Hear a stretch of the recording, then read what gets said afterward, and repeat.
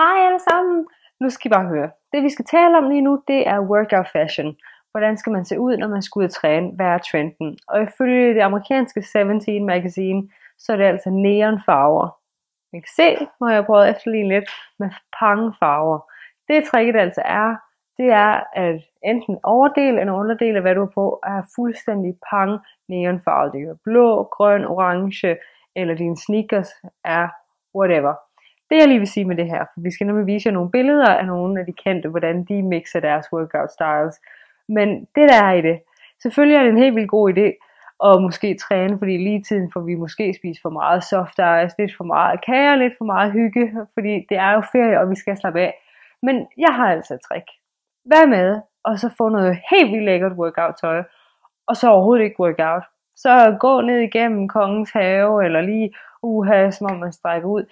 Altså hallo, det er der ikke nogen, der kan sige noget til. Nå, okay.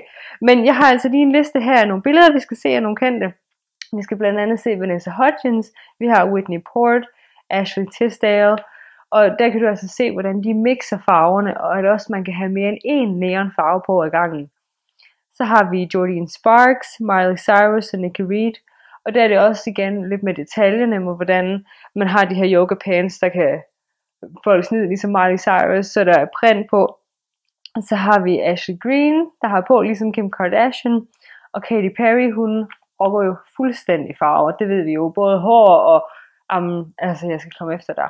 Og det er jo så igen det, hvis man har dip-dyed sit hår, er det enten pink eller blåt eller hvad det er, så kunne det også være fedt at finde noget, der matcher det, eller få fuldstændig en kontrastfarve til det hår, så man ligesom fuldstændig spiller det igennem.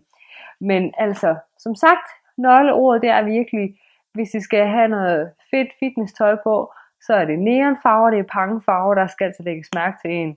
Og så vil jeg sige som kommentar på alt det her med det tøj, det er jo altså sommer nu.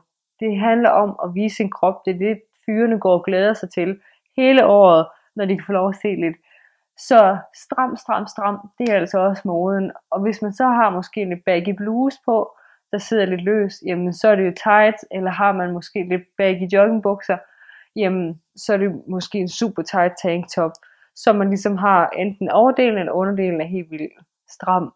Så tight hele vejen igennem, og neonfarver, så er I fuldstændig klar til fitness, eller man skal ud bare se lækker ud. Så good luck, og vi snakkes ved. Hej hej!